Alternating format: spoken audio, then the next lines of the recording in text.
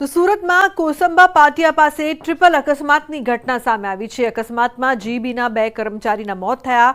GB કર્મચારીઓ સુરતથી Vadodara transformer લેવા જતા બની ઘટનાને પગલે સુરત વડોદરા હાઈવે પર ટ્રાફિક જામ સર્જાયો હતો। તો બીજી તરફ દમણમાં ફાયર બ્રિગેડની ગાડીને અકસ્માત નડ્યો છે। દમણથી દલવાણા જતા રસ્તા પર કામ ચાલતું હોવાના કારણે બંને સાઈડના વાહનોને એક જ તરફ ચલાવવામાં આવી રહ્યા છે। તે દરમિયાન ફાયર બ્રિગેડની ગાડી પસાર થઈ રહી હતી। આ વખતે જ એક ડમ્પર આવી જતા ડ્રાઈવરે સ્ટીયરિંગ પરથી કાબુ ગુમાવ્યો હતો અને ગાડી સીધી જ રોડની સાઈડમાં બનેલી ગટર લાઈન તોડી અને અંદર ખાબકી હતી। ઘટના બાદ આસપાસના વિસ્તારમાં દોડધામ મચી ગઈ હતી। ઘટનામાં ગાડીના ચાલકનો ચમત્કારિક બચાવ થયો હતો। તો ગુજરાત યુનિવર્સિટીમાં 2 વ્હીલર પર આવતા વિદ્યાર્થીઓ અને કર્મચારીઓ માટે હેલ્મેટ ફરજિયાત કરાયું છે।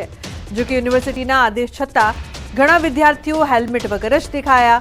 ત્યારે વાહન ચાલકો ફરજિયાત હેલ્મેટ પહેરીને આવે તે માટે એનએસએસના વિદ્યાર્થીઓએ અનોખો અભિગમ દાખવ્યો છે। એનએસએસના વિદ્યાર્થીઓ યુનિવર્સિટીમાં પ્રવેશતા વિદ્યાર્થીઓને હેલ્મેટ પહેરવા સમજાવી રહ્યા છે। તો બીજી તરફ નિયમની કડક અમલવારી માટે યુનિવર્સિટી પ્રશાસને પણ કડક વલણ દાખવ્યું છે। એક અઠવાડિયા બાદ હેલ્મેટ વગર પ્રવેશતા વિદ્યાર્થીઓને યુનિવર્સિટીમાં પ્રવેશ પર પ્રતિબંધ મૂકવામાં આવશે। અમારા સંવાદદાતાએ હેલ્મેટ વગર વાહન ચલાવતા વિદ્યાર્થીઓને જ્યારે સવાલ કર્યા તો તેઓ રસપ્રદ બહાના બતાવતા નજરે પડ્યા।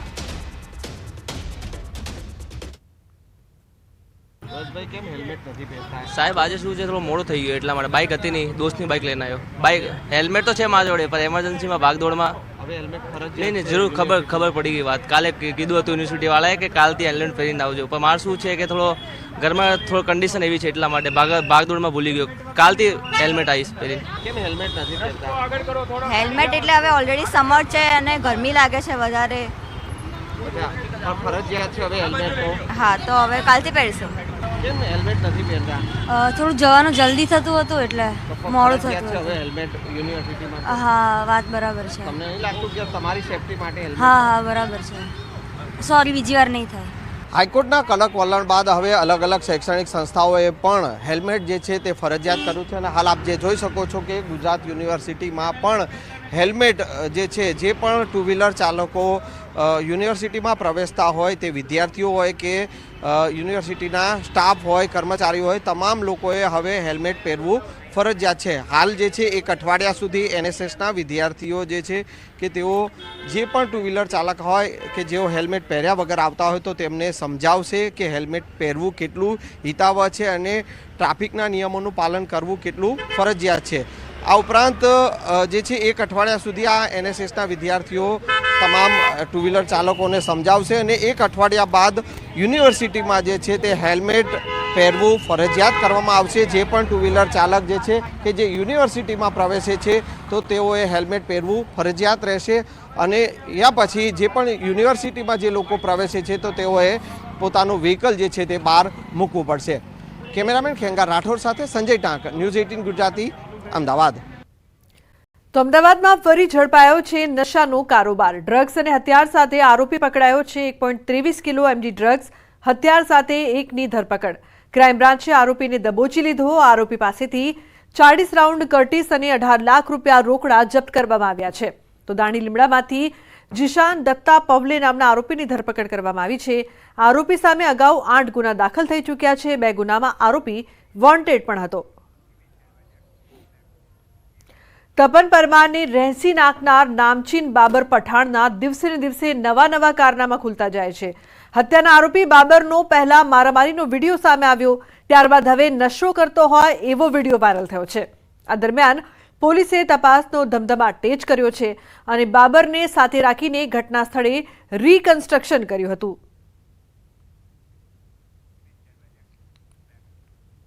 અન્ય સમાચાર, જૂનાગઢથી સફાઈ કર્મચારીનું કારસ્તાન સામે આવ્યું છે। કેદીઓને બીડી તમાકુનો જથ્થો પહોંચાડતો હતો। જિલ્લા જેલમાં સફાઈ કર્મચારીનું કારસ્તાન કચરાની વાનમાં છુપાવતો હતો તમાકુનો જથ્થો। જિલ્લા જેલના સ્ટાફ દ્વારા ચેકિંગ કરાતા બીડી, તમાકુ તેમજ ચૂનાની પડીકી મળી આવી હતી। કચરાના વાનના ચાલક મહેશ વાઘેલા તેમજ કેદી અશોક વિરુદ્ધ ગુનો દાખલ કરાયો છે। તો મહીસાગરના સરકારી કુમાર છાત્રાલયની ઘટના સામે આવી છે। લટકતી હાલતમાં યુવકની લાશ મળી આવી। લુણાવાડા પાસે સોનેલા ગામે બાબા સાહેબ આંબેડકર ભવન ખાતે છાત્રાલયમાં લટકતી હાલતમાં યુવાનનો મૃતદેહ મળ્યો। કોઈ અગમ્ય કારણોસર જીવન ટૂંકાવ્યું હોવાની પ્રાથમિક માહિતી। તો કુમાર છાત્રાલયમાં ફરજ દરમિયાન જીવન ટૂંકાવ્યું હોવાની સૂત્રો પાસેથી માહિતી મળી રહી છે। સમગ્ર બનાવની જાણ થતાં લુણાવાડા પોલીસ પહોંચી ઘટના સ્થળે। તો આણંદના આંકલાવમાં બંધક બનાવેલા શ્રમિકોને પોલીસે મુક્ત કરાવ્યા। આંકલાવમાં મોટી સંખ્યા ખાતેના ઈંટોના ભઠ્ઠામાં છેલ્લા 5 દિવસથી 27 શ્રમિકોને બંધક બનાવાયા હતા। મૂળ ઉત્તર પ્રદેશના કાસગંજમાંથી શ્રમિકોને લાવવામાં આવ્યા હોવાની પોલીસને માહિતી મળી હતી। તેઓ છેલ્લા 1 મહિનાથી અહીં કામ કરતા હતા, પરંતુ છેલ્લા 5 દિવસથી શ્રમિકોને બંધક બનાવી માર મારી જમવાનું પણ ન આપી કામ કરાવવાનો શ્રમિકોએ ગંભીર આક્ષેપ કર્યો છે। જિલ્લા વહીવટીતંત્રએ પોલીસને સાથે રાખી શ્રમિકોને મુક્ત કરાવી આગળની કાર્યવાહી હાથ ધરી છે।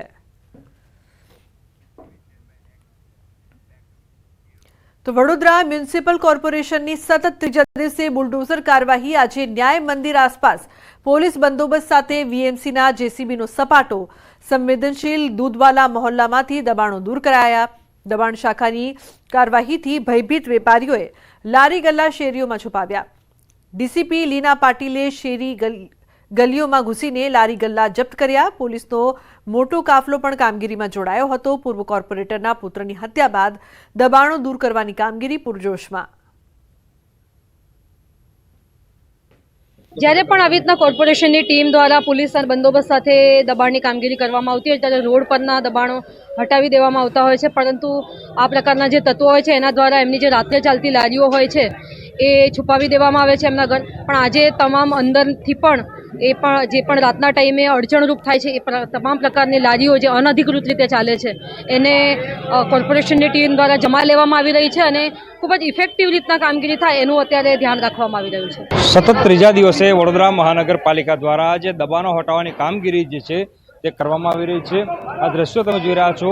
આજની વાત કરીએ તો આજે 4 દરવાજા વિસ્તારની આસપાસના જેટલા પણ સંવેદનશીલ એરિયા છે ત્યાં જે વડોદરા મહાનગરપાલિકાની દબાણ શાખાની ટીમ છે તે ત્રાટકી છે અને જે દબાણો છે તે દૂર કરવામાં આવી રહ્યા છે।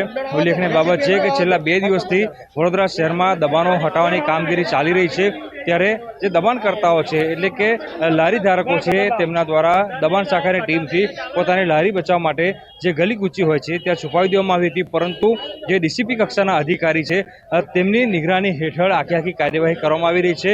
સંવેદનશીલ વિસ્તારની તમામ જે ગલીઓ છે એ ગલીઓમાં ચેકિંગ કરવામાં આવી રહ્યું છે અને ગલીઓમાં જો લારી ગલ્લા છુપાયેલા હોય તો તે લારી ગલ્લા જે છે તે બહાર કાઢવામાં આવી રહ્યા છે અને વડોદરા મહાનગરપાલિકા દ્વારા આ જે તમામ દબાણો છે તે જપ્ત જે છે તે કરવામાં આવી રહ્યા છે। ઉલ્લેખનીય બાબત છે કે ગઈકાલે જે કુંભારવાડા પોલીસ છે તેમના દ્વારા જે દબાણ શાખાની ટીમ છે તેમને અડધો-પોણો કલાક સુધી લાર જોડવામાં આવી હતી। સંકલનનો અભાવ જે છે તે જોવા મળ્યો હતો, ત્યારે આજે ડીસીપી કક્ષાના અધિકારી જે છે તેમને સમગ્ર મોરચો જે છે તે સંભાળ્યો છે અને ત્યારબાદ આખી જે કામગીરી જે છે તે કરવામાં આવી રહી છે। એટલે વડોદરા મહાનગરપાલિકા દ્વારા આ જ રીતે તમામ જે વિસ્તારો છે ત્યાં દબાણ હટાવવાની કામગીરી જે છે તે કરવામાં આવી રહી છે અને જે દબાણકર્તાઓ છે તેમની અંદર પાલિકાની કાર્યવાહીને લઈને ફફડાટ જોવા મળી રહ્યો છે। હાર્દિક દીક્ષિત, ન્યૂઝ 18 ગુજરાતી, વડોદરા।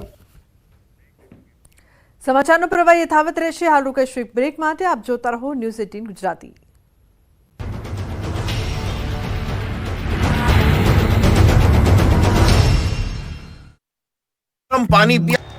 વડોદરા શહેરના નાગરવાડા મહેતાવાડી પાસે રહેતા ભાજપના પૂર્વ કાઉન્સિલરના પુત્રની વિસ્તારના માથાભારે બાબર પઠાણ અને તેના સાગરીતો દ્વારા કરાયેલી હત્યાને પગલે વડોદરા કોર્પોરેશન દ્વારા બુલડોઝરવાળી શરૂ કરવામાં આવી છે।